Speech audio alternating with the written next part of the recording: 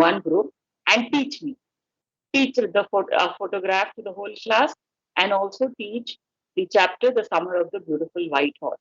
Summer of the Beautiful White Horse, maybe Arav, Vanshika, and Aryan can take up, and the rest, Bhavya, you can take up along with your friend Vani and all that. The chapter that is the photograph, which has already been covered, but you can make a wonderful PPT on it and your interpretation. I would really appreciate if you can write, give some anecdotes also. Anecdotes means what? Can anybody tell me what is an anecdote? Anybody? I'm a short story. Yeah, your more like your personal experiences also. Short stories with your experiences. You can, yeah, Vanshika, you wanted to say something? Okay. A type of notes type. Make a nice story, or if you have something in those lines, experiences, you can add in that, like a photograph, how it reminds you. There might be some photographs in your own house. How, take us for a ride, you know. In fact, the second lot of students, including Bhavya and Vani, you can take us on a virtual tour kind of a thing. Photograph. Bhavya, can I see your face, beta? And Vani also, so that I can talk to you. Vani and Bhavya. No, you're not visible. Mhm. Okay, but at least The you're device I'm taking class on, the camera is actually broken. okay. Doesn't matter. So you are able to listen to me. That's enough. Now, Yes, what? ma'am. Yeah, what you can do is take us on a virtual tour of your entire thing. A photograph that you can make more creative on your own. See, I did it in that typical boring teacher kind of a thing. I recited the poetry for you, and I explained line by line, gave you the poetic devices and all that. So, what would be your take? You know, how will you make it so interesting that even your teacher says, "Wow, that's really a good way of teaching."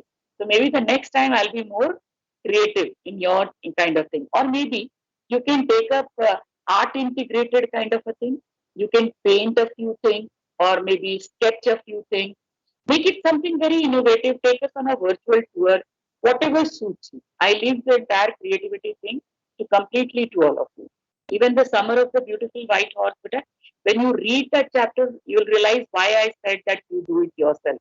Because it's again a very dream kind of a thing. It talks about two young boys. The story is about two young boys, their life. That's why I said, Arav, you, Sashwat, and Manshika, and Aryan, whoever, you decide amongst yourself and do that. Okay. And let me know how, in a different manner, you can do it. Fine. So next Monday, I will wait for your classes, both of you. Fine, both the groups. Okay. Now coming back, Okay, ma'am. yes, Sarah. The theme is what is exactly being like you can say that what do they want to convey in very short, the crux of the whole story. For example, in this, when I said a photograph, when I said what is the theme of this particular poetry, I said that it's a like you know transient state of human being. There is no permanence to a human being, right? We all come to this world and we go to, like, or we take our own course. Like, second, I said that there is loss, pain, and there is silence and death in this particular poetry. I spoke about nostalgia very briefly. Whereas in summary, you're going to give a complete detailed form, like entire thing. You're going to summarize in the sense that what was the story all about. One is the theme is what is it talking about, meaning what exactly is it hinting at? What exactly the entire crux of the matter is. For example, what is it talking about? I'm not interested in the characters. I'm not interested in the narration. I'm not interested in the entire process, how it happened. In theme, I'm just interested in the main points. Whereas in summary, what I'm interested in is the entire story. What was it all about? What was the chapter all about? Completely in a nutshell, in a small, crisp manner. Right? So that's the main. right? And in analysis, you're going to interpret on your own. What did you understand? Your teacher made sure that the poet side of the story is presented to you, right? Now you must have interpreted in some manner.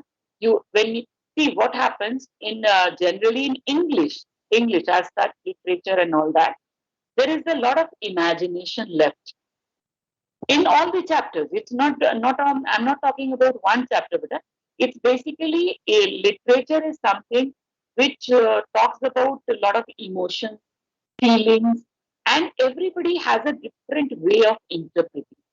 See, for example, there are two things which are important in anything. That one is perception. मतलब आपने क्या देखा, क्या सुना और क्या किसी ने आपको दिखाया. Whereas interpretation is what? That how you have understood it. हर इंसान का पर्सपेक्टिव या नजरिया जिसको हम बोलते हैं, it's very different. The same kind of thing will interpret in a different manner. Fine. So this is what we look for always in English. See, for example, in science, uh, the subjects that you study, mathematics, it's very clear, practical, right? है तो है, नहीं है तो नहीं है. So that kind of a thing is always there. It's a straightforward thing. Do this way, and this is how it is. Practical, fine. In literature, it's something to do with subjective approach as well. There's no doubt it is practical and all that nowadays, but still there is some kind of thing left for you also, your imagination. So that's what I want at the end, your analysis of the same thing. Right? Now, getting back to your chapter, okay, the photograph, we'll get back to your photograph and complete the last two stanzas that we're going to do. Yeah, just a second. Let me just first, I'm sorry, just a second. Let me take it. Oh, already we are 30 students here. Just a second. Let me just make you all attendees and also take your attendance fast. This is the last I'm considering. After this, no more taking of attendance. This is final. Both the Arabs are present. Agnish, Aishwarya is there. And then Akshita, Aman, and then Anshika in the class. Now coming back to the chapter, it won't take long.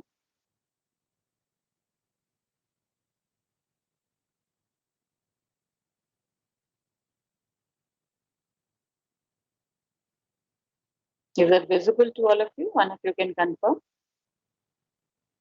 Yes, ma'am. Okay. Yes, ma'am. Now, coming back to the photograph by Shirley Coulson, just a brief recapitulation. Anybody, Shreya or anybody can give me a short summary if you were there in the class last time. Anybody? Siddhant, Siddharth, anybody? Yeah.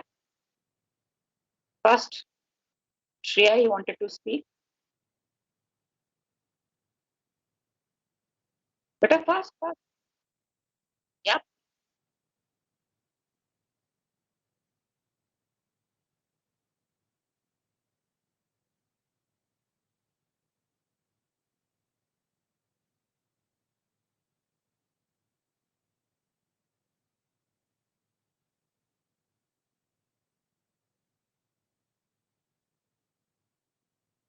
Very good. Yeah. Yeah. First, the first part was this one, and we continue from there. Okay. Now, the poem that is a photograph, it shows how time takes its toll on life. It basically talks about that time and tide wait for none. This is the crux of the whole chapter. That time and tide wait for none. It talks about the impermanence of human beings, meaning they are not there always. They have to go, and there is a growth and change which keeps continuing, and then over a period of time there is the you can say the silence of the death. Now it talks about also the mood and the tone of the poem is very important. Initially it is very happy because the mother's side of the story is shown where they are happy, they are enjoying their holiday. Whereas in the second half, you can see that there is a tone of melancholy, there is loss, there is pain, and there is, of course, separation and death. Then, of course, the poetess, she speaks about that change is the harsh and bitter reality of life, and we have to accept it. It is something which is inevitable, and nobody can avoid it. Now, when death strikes, we humans are expected to accept this loneliness which it creates, or the vacuum that it creates. So the poetry is all about the, you can say, it's actually Shirley Toulson. She has kind of given you an autobiographical note. It's a autobiographical note of Shirley Toulson, the poetess. She pays a tribute to her mother through this particular poetry, and she talks about how the past memories sprout in her mind. It just comes out in her mind, and how she becomes very nostalgic. She is very, like she is moved. She feels as if there is a lot of sadness. There is a vacuum in her life, a void in her life that is. And she talks about how things are not permanent, how, unlike in nature, here the sea is referred to in that sense, that how nature is perennial. Perennial means which is continuous, which is permanent, whereas human beings are not. So that is what is the poetry in the beginning. And now we come to the second part of it. Some 20, 30 years later, she had laughed at the snapshot. See Betty and Dolly, she had said, and look how they dressed us for the beach. The sea holiday was her past. Mine is her laughter, both very with the labored ease of loss. Now, here the poetess, she talks about that some 20, 30 years later, meaning after that incident of the sea beach holiday, more than 20 or 30 years later, uh, the mother, meaning the poetess's mother, she is remembering her cousins. She is remembering the way they were dressed. Like I said also during our time, there was no concept like you guys have the chance to select your clothes and all that. You tell your parents, no, I'm not going to wear this. It doesn't look good, or it is not fashionable. And I have to tie my hair like this. I have to wear these clothes. Boys have that I have to apply gel and all that, and I have to look really cool when I move out with my spectacles and all that. During my time, in fact, again, the same way, I'll go back to 20, 30 years back. We had no choice as such. You will be very surprised. My dad would buy the same kind of clothes for all three of us. My brother, sister, and me, we wore the same dress. Can you imagine? We used to have the clothes cut into pieces, and the same kind of thing was designed, a short trouser or maybe half pant and a t-shirt. Or it used to be like as if we resembled a band party. We used to be called like that, addressed by your friends that you guys, all three of you wear the same kind of clothes. We had no choice. So here also, the mother is laughing at the dress that she has been made to wear for the sea holiday. There was no concept of, being fashionable or anything. She had no option actually. Parents were very strict about things, what they wanted. And nowadays, obviously, things have changed. You demand that, okay, ma, I want this thing for me, myself. I want to wear this only, ma, and you have to really accept it. So that is what she remembers. She's very fondly remembering her childhood days. Who's remembering? The mother. The mother is remembering her cousins, the dress that they made them wear, and everything. She has become very, like you can say, weak. She remembers and becomes very happy, also, you can say. She's like, who accompanied these cousins who accompanied the mother, she starts laughing. Why? Because there was a memory, past memories revived in front of her, you know. And as the mother has grown older, she has left behind her innocence and pleasures of her childhood days when she went for a ski holiday. So now things have changed. Like I said, there is no permanence in human life. Every stage is different. So here also the mother experiences that. The sea holiday was her past, meaning the mother experienced that holiday. It's as if that holiday is a past thing. It can never come back. Obviously, things which you have done, which you even now also, but all of you, when you are growing up, you are experiencing so many things. And when you grow up, you come of my age, you look back and enjoy and remember these days and wish that they come back to you. It's always said that what is the most important thing that you miss in life? If somebody asked me, I would always say my childhood. I would really love to go back to my childhood. The same manner, the mother is also very nostalgic here. She says that the sea holiday on which she went paddling with her cousin is a beautiful memory etched in her mind. Okay, so she remembers that, and the daughter, meaning Shirley Toulson, she remembers her mother's laughter. Because why she remembers the laughter? Because that laughter is no more there with her. She remembers her mother as a past, and it is very Ma'am, your difficult. voice is breaking. I couldn't hear you, ma'am. Can you repeat yourself? Yeah, sure, beta, sure. Good that you pointed out. Am I audible now? You can Yes, confirm ma'am. once. Yeah, And your voice is fine. it's tracking now also. Ma'am, there must be issue on Kanak's side. Okay, okay. But otherwise, you are audible. Am I audible? Each one of you. Yes, ma'am. Yes, ma'am. But Kanak, I'm Yes, good. ma'am, you're audible. Yeah. Thanks. Thanks. I'll repeat it once again for you, Kanak. It's basically saying that the mother is remembering her past memories about going to a holiday on the sea beach and how her cousins, they were made to wear the dresses which she finds very amusing now, very different now, and she remembers that and she laughs. However, the daughter, meaning Shirley Toulson, whose memories are written here, she remembers her mother's laughter. Why? Because that is the past. The mother is no more there. And that is why it brings in a lot of emotions. It brings in a lot of memories. It brings in pain. It brings in separation, loss. So that is what she talks about. The sea holiday was her past, meaning her mother's past, and mine is a laughter. Both vary with the labored ease of loss. Vary, W-R-Y, it means twisted. You can write it somewhere. Twisted or distorted, meaning usko change kar diya. It's not the same. Both vary with the labored ease of loss. Both here refers to the past memory. Both means the past memory of the mother. What was it? The sea holiday. And what was the past memory of the daughter?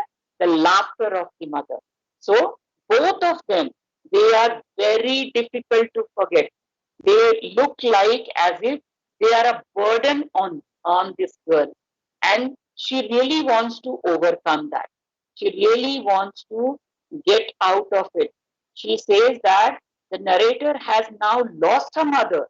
The cruel hands of death has, you can say they've taken her away. And she has, the poetess, she has treasured that thing from her past. And that is what she talks about, that it is so heavy, both very with the labored ease of loss, meaning both, both the memories of the daughter and the mother, they are so, heavy. The loss is so eternal. Eternal loss, meaning which will never come back to you. And she says that one has to accept that change with comfort. You cannot see, like, I'll be more clearer, more simple.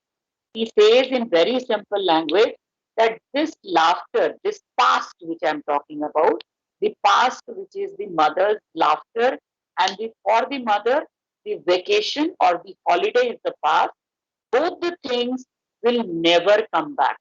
Neither the laughter of the mother and nor the holiday of the mother, which the mother experienced.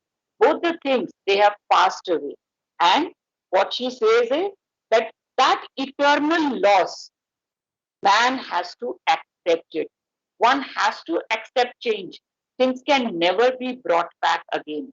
It is once gone, it is gone. But we have to accept change. That is why she says, both vary with the labored ease of loss.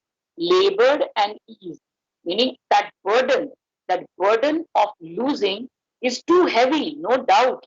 But then we have to overcome it. We have to come out of it. And that is why she says, both vary with the labored ease of loss. And labored ease, this is oxymoron. You can underline that. And why is it so? It is labored also, which means burden, and it is ease, meaning it is comfortable as well. How is it possible? Two contradictory words are being used here together. That is why oxymoron. So both vary with the labored ease of loss. I repeat again, the both means the memories of the past of both the mother and the daughter. And what is it? It has been distorted, it has been twisted, it has been changed. And what is it? Why? Because nothing is eternal, nothing continues in human life, especially, right? And this loss one has to accept without complaining. Man has to accept change without any kind of, you know that it is an inevitable. You cannot change it. So why not accept it? You cannot bring back your mother nor her laughter. She's gone means she's gone. So that is why she says that in the beginning, she says some 20, 30 years later, she had laughed at the snapshot. See Betty and Dolly, she had said, and look how they dressed us for the beach. The sea holiday was her past, mine is her laughter. Both vary with the labored ease of loss. Right? She says, memories of past, the mother as such will never come back. We have to accept this change where this lady doesn't exist in her life, and we have to accept it with comfort. We have to accept it without complaining. That is what she says. This eternal loss, meaning the loss of the mother, can never be, you can say brought back, or it can never be like the same. But we have to accept the change. And that is actually human life. Fine. Coming to the next one. Anybody who's not understood it better? Here you can ask me the second stanza. Anybody who's not understood? Otherwise, I'll move to the third one, the last one. Anybody? No? Can I move to the last one? One of you can confirm. Excuse me, ma'am. Yes, beta. Ma'am, can you please explain this, ma'am? Was her the sea holiday was her past, mine is her laughter. Yeah. See, the poetess, she says that the mother, like you have to go back to the poetry in the beginning also, if you want to understand this line. Basically saying the mother is having a very gala time with her two cousins. Now both of them, it's been long time. It's been 20, 30 years since this memory was created. And now that memory is a complete past. It will never come back. The same kind of thing will never come back, because after all, human life is not permanent. And for the you can say the poetess, Shirley Toulson, the mother's laughter again is a past memory. Why? Because the mother is no more.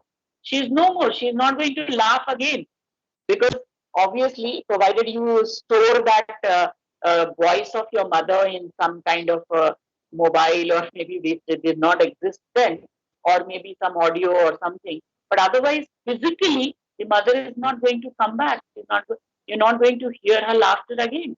That's why she says that life is impermanent. It is transient. It is not going to repeat. It is change, and we have to accept it.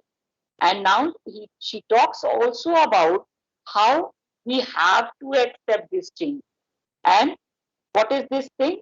The eternal loss of the mother, and also her laughter, and the mother's holiday. None of the things are going to come back. And this particular lady, she says that I have to accept it without complaining. Am I clear, beta? Yes. Yeah. Now let's move to the next, or the last one, last stanza. Now she's been dead nearly as many years. Sometimes the question comes, how many years? So you can write nearly as many years means 12 years, because she was 12-year-old when that memory was being made. So now she's been dead nearly as many years as that girl lived. Meaning that girl means the mother. When she was 12 years old, she had gone for that sea beach holiday. So now she's been dead nearly as many years as that girl lived. And of this circumstance means the death of the mother. Is underline it and write it. The death of the mother refers to this circumstance. And of this circumstance, there is nothing to say at all. It's silence, silences. Meaning, this loss of mother, I am completely speechless. I am stunned in disbelief. I am, I feel overpowered with grief, pain, and separation. And there is nothing else except silence, silences. There are two silences being used here. Please underline it and write. One silence is the death of the mother. The second silence is the human helplessness. Please write it. First silence is death of the mother. The second silence is the human helplessness. Basically meaning that if death happens, it kind of silences everything else. When somebody is no more, which is such a difficult situation, it's so difficult to accept. You ask the people who have lost people in their lives, that anybody who goes away leaves behind a void.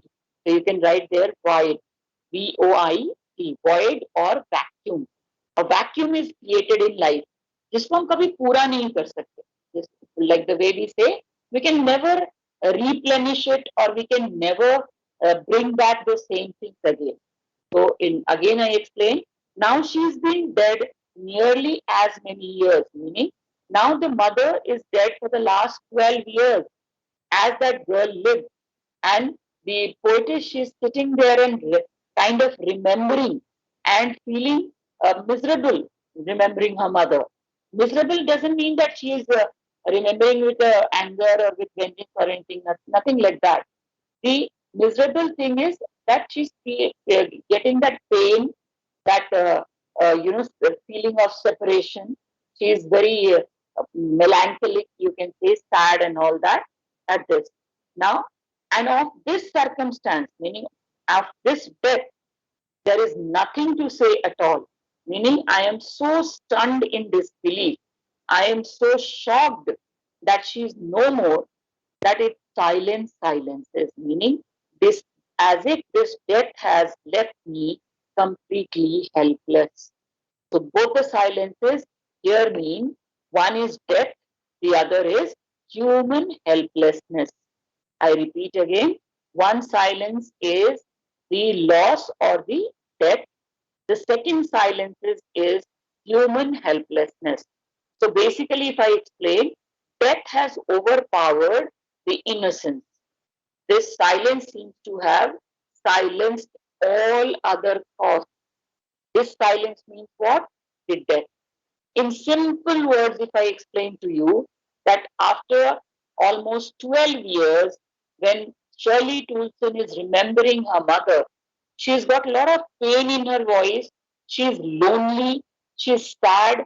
She's completely heartbroken. And what does she remember? She remembers as if her mother, she has gone away and she's stunned in disbelief. She's not able to accept it. And what happens? It is as if there is a void, there is a loneliness created because of death. Now, coming to the poetic device, there is alliteration, the very last line. Alliteration is also there, silences, and also paradox. Please write there, paradox. Now, paradox, like in the previous, when we are doing that poetic devices, I mentioned. Paradox is a statement that seems self-contradictory, or you can say absurd, but in reality, it expresses a possible truth. It expresses possible truth. That is, it explains the state of, you can say, the transient state of human beings. So, basically, it says that there is a contradiction, no doubt, but then they're not explained together. Like in oxymoron, we are taken the two words which are different and we do that. Here it might be the same, but then it completely contradicts each other. So here one is use of paradox, one is the use of alliteration. Fine. So this poetry, let me just sum it up for you in complete, like I said, summary. Like had asked me that theme and the difference between summary. So the theme of this poetry was that this is a transient state of humans, meaning we are not permanent. We are going to die one day or the other. And this death brings in a lot of melancholy, meaning sadness. There is loss, pain, and separation. And this death kind of shocks everybody. But then we have to accept change. Even if it is harsh, we have to accept it. And why do we have to accept it? Because time and tide wait for none. And then the third concept, the third theme which we deal with here is the concept of nostalgia. When you sit there, you remember your past memories, you feel very nostalgic. You keep on, everything comes flashing in your mind. In the background, you can say flashback, that what all happened, what was the like being with your friends and family, how your mother treated you, everything comes back to you in a flash. Basically, past memories come or sprout in your mind. So this is the poetry's theme. Now coming to the summary of the three stanzas that have been here, you can just imagine a picture here like this, that Shirley Toulson, the poetess, she's sitting on a rocking chair maybe. I'm just imagining, that's my imagination, sitting on a rocking chair. There is a photograph which is hanging on the wall and she's looking at it and admiring how beautiful her mother was looking. Sweet, very sweet she was looking. And like I said, each one of us, for us, our mother is the most beautiful human being in the world. She need not be an Aishwarya Rai for that matter. But then when it is your mother, she is the most beautiful person in this world. And that is what is Shirley Toulson thinking of, that her mother is there on her sea holiday, holding on to her cousin's hand, and she is enjoying her vacation and taking photographs as well. And who's taking the photograph? The uncle. Now, what does this girl remember? She remembers her mother's laughter. She remembers her mother's presence. The poetess also remembers how her mother herself was nostalgic about her sea holiday. Now, she talks about one important thing here, and that is that change is inevitable. Like unlike the nature, sea which is being mentioned here, which is perennial. Perennial means which is permanent. Sea is permanent, whereas human beings are not. We come to this world and our feet are shaky, terribly transient feet, and we don't stick to this place forever. We come, play the role, what has been designated to us, we live a life, and we move on to the next world. And she talks about the fact that don't feel sad about it. Don't feel, of course, sadness will come, but then you have no say. You have to accept things that the way they come. Both vary with the labored ease of loss, meaning you have to accept change with easy, comfortable manner. Because obviously it is an eternal loss, but then we have no say in it. Now, that's what she says, that this death has left her in a shock. Obviously, the mother is the most precious person in your life. And when she's not there, that pangs of separation, that helplessness which a person feels, that is obviously there. But then we have no say. We have to accept, because time will not wait for anyone. And this is what we have to do. We have to start off our existence all over again. Am I clear? I hope everybody. Yes? Very good. Now coming to the question and answer as well, let me just discuss a little so that you guys can write it and make PDFs and send it across. See, I'm telling you one thing very openly better to all of you. These class assignments, these class discussions, and also the homework, classwork that we do, these are going to be counted in your internal assessment as well. I'm sure you know that you have an ASL, you have 10 marks internal assessment as well, apart from your normal theory papers. So please remember, I'm just watching all of your involvement. Do you think that the PPTs that you're going to make is without any reason? I'm going to assess you on that as well. I'm going to grade you on that as well. So every child, today suppose I have given this to Arav, Arya and Siddharth and all that, Bhavya and Vani and Manshika, the next time it will be your turn. Every chapter we are going to do that. Why? Because I want whether you've understood the chapter or not. My reward is also that, beta. If you don't understand, then my entire effort is futile. Why am I doing it then? So I want a complete, you can say, a feedback kind of thing. That presentation which you do is my feedback, whether I made sure that you've understood the chapter or not. So photograph and the Summer of the Beautiful White Horse. The Summer of the Beautiful White Horse we'll do in advance. And this one I've already done in detail. You're going to present it in that. Fine. Now coming to the question and answer. So maybe one by one you can answer. What does the word cardboard denote in the poem? Why has this word been used? Anybody? What does it? Yeah, yeah, continue.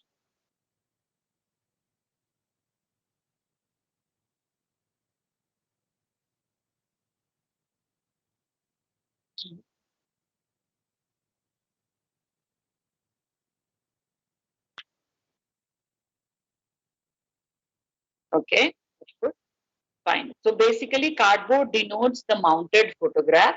It brings about a lot of memories, and what I think said that it has been used here to bring back your memories. Okay. What has the camera captured? Somebody else other than him? First, what has the camera captured? Simple questions. Mom, the On the childhood. camera. One by Ma'am, one. the poet's mother by the seaside with the Yes, cousins of the the girls. cousin. Yes. Now, third one. What has not changed over the years? Does this suggest something to you? First, what has not changed over the years? I've been telling you all this. The sea.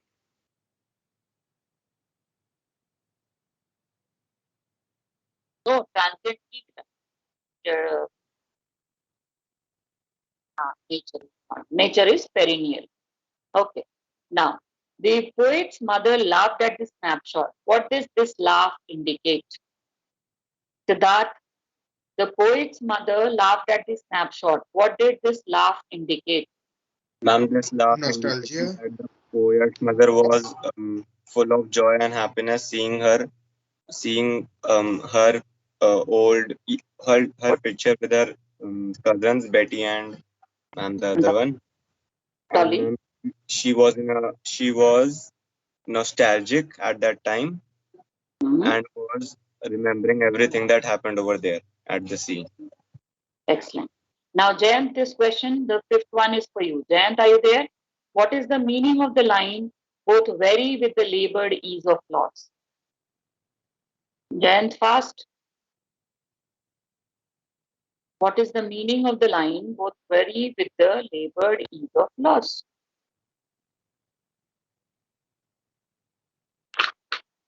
Where are you?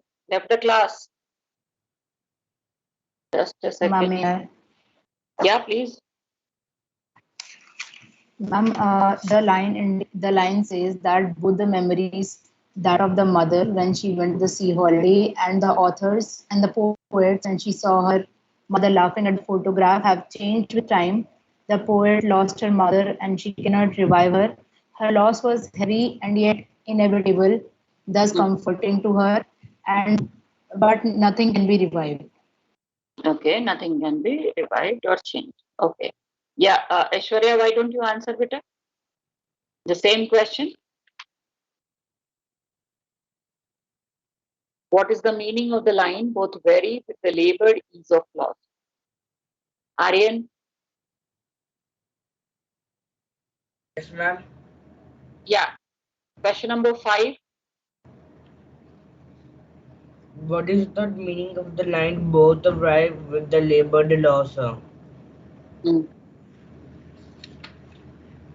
Ma'am, ma'am, ma'am, both why, both why with the labeled loss. Ma'am, this means, ma'am, this means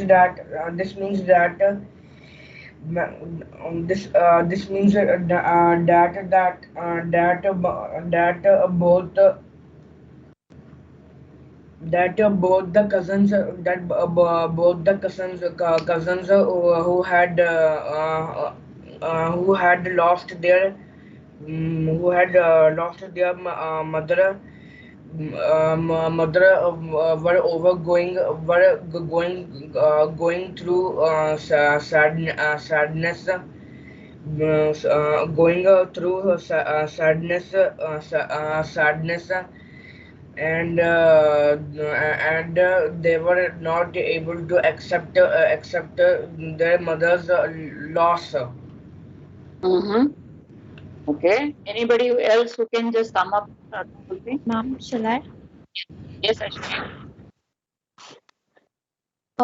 Ma'am, the poet has experienced the loss of her mother, and the Mhm. mother has experienced the loss of her memories.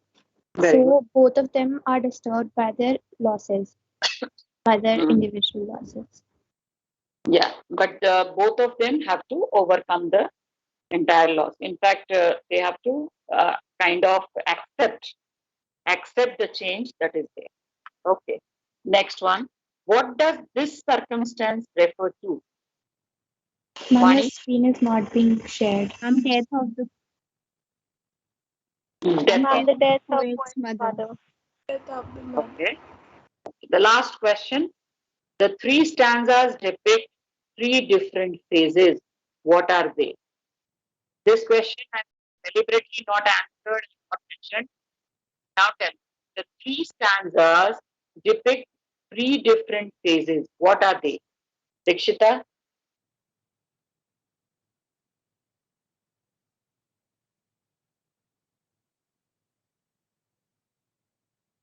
Yeah? Dikshita, are you there, beta? No. Drishan? Drishan, are you there? It's like mute me and disappear. That is the thing. Yeah, okay.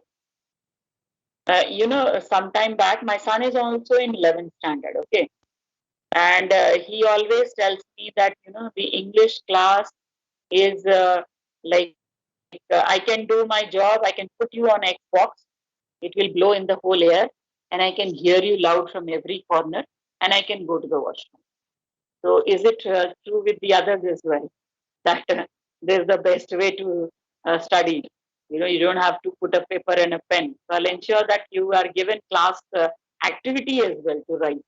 Okay, never mind. Yeah, anybody who wants to answer this question, the three stanzas depict three different phases. What are they? Vanshika, yes, beta? Ma'am, the first stanza depicts the childhood of the mother, and Hmm? and it also says that the humans are not permanent. Mm-hmm. And Mm-hmm. ma'am, the second stanza depicts the loss of the mother and the poet. Mm-hmm. And ma'am, third depicts the the sorrow and sadness of the poet due to the death of her mother. Okay. Okay, Vani, you have also raised your hand. Can I listen to you? Ma'am, the first stanza depicts the innocence of the girl when she was a child. Okay. Her memories with her cousins and all. The second stanza depicts that when she grows up, Mm-hmm. and become a bit older, and she gets the nostalgic feeling by looking at the picture. And the third stanza depicts when she dies. She is no more. Yeah. Fine, fine. So all the things, both of you can combine together and write it. Now coming to I just shared something with you, the entire summarized version of the poetry, and then we can wind up the class. In the next class, like I said, you're going to do the presentation first, and then after that, what I'm going to do is do direct and indirect speech with you. So today, there's not enough time, 5 minutes more, so I don't want to get into it. It's a very important thing. So I'll continue with the photograph. I'll just give you this. In fact, I'm going to share it on the group as well. You guys can make use of it. Just a second.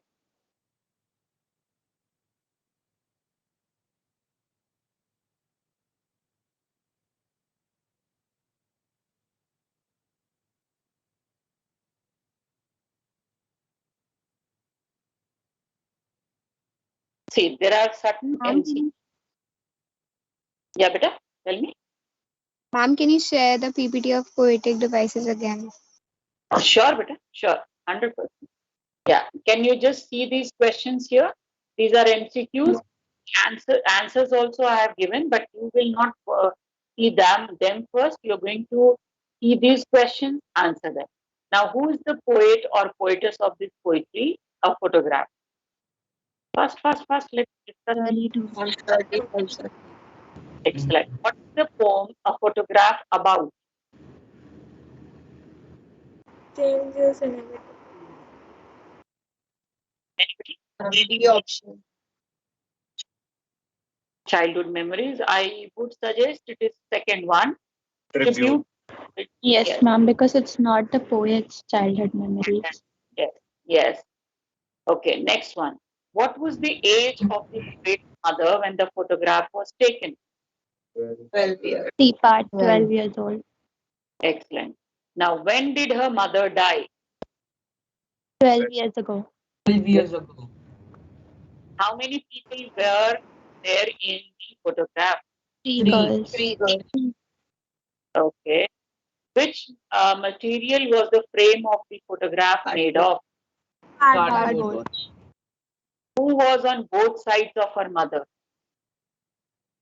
Cousins Kitty and Dolly. Cousins Dolly and Betty. Betty and Dolly. Okay. Next question, number 8. What are the three of them doing in the photograph? Holding Holding hands. hands. Holding Holding hands. hands and went for paddling. Okay. Who took the photograph of her mother with her cousin? Her uncle. Uncle. Uncle. Uncle. What does terribly transient feat mean in the poetry? A part that we represent the mother who changed with time while she remains. A part. Think it over. Ma'am, but it was the feet that sink into the sand because it's unstable. I'm Okay. three part. D part. Do you think it is not D? Ma'am, Yes, D ma'am. part. D. Not clearly visible. Think. I will not give you the answer. Think it over because I'm going to send this to you. You're going to do it in your copies as well. Now, question number 11. After how many years did her mother laugh on seeing the photograph? 12, 20 to Ma'am. 30 years. 20-30 years. So just see if it is D there. part 25. Okay. Next one, question number 12. What was the favorite memory of her mother? Beach holidays. What was the favorite memory of the poet? Her mother's love. Her mother's. Her mother's laughter. Oh, mother. What would the mother show to her daughter while showing her the photograph? How her parents dressed her for the beach. Beach. What is the meaning of the word very? None of them. Another. No. What oxymoron literary device was used in the poetry? Where was it? Yes. Labor Days. What epithet literary device was used in the poem? Terribly Terribly transient. 3. Terribly trans. Right. How many phases were depicted in the poetry by the poem? 3. 3. What was the last phrase in the poetry? After her mother. After her mother died. What does she feel in the last phrase? Pain and grief. Okay, think it over. Yeah, Pain and grief. pain and grief. Okay. Now this question also, there is another PPT which I have. I'm going to share it with you as well. Just a second. The class is almost over. We'll just wind up in fact. See, this I have tried to make a complete thing about the summary, the theme. In fact, Arav, you are asking me, how are you going to present? This is how you're going to present. See, this, first of all, introduction should be there. Introduction would mean the poetry, the person, the author, the poet, and all that. Then comes the theme. Then, if there are key sentences or key words, if there are difficult words also, vocabulary words, then comes the summary, the justification of the title, meaning, which I said, analysis of yours. Then, these are not required, these I have done for you. Then, question answers I have done here. The line by line explanation I have tried to do. I'm going to send it immediately after the class so that all of you can have a look here. This is a complete guide to this poetry. You don't have to look here and there for anything. This is complete. Okay, fine. I am not those believers of that like kind of a poetry and all that. I will give you my own thing. You are going to prepare them yourself, and we are going to share with each other. Fine. Okay. On that note, let me wind up the class today. Thank you so much, all of you. Have a wonderful day. We'll meet in the next week. Okay. Thank you, Thank you, Vilas. ma'am. Thank you. Thank you, ma'am. Thank you, ma'am.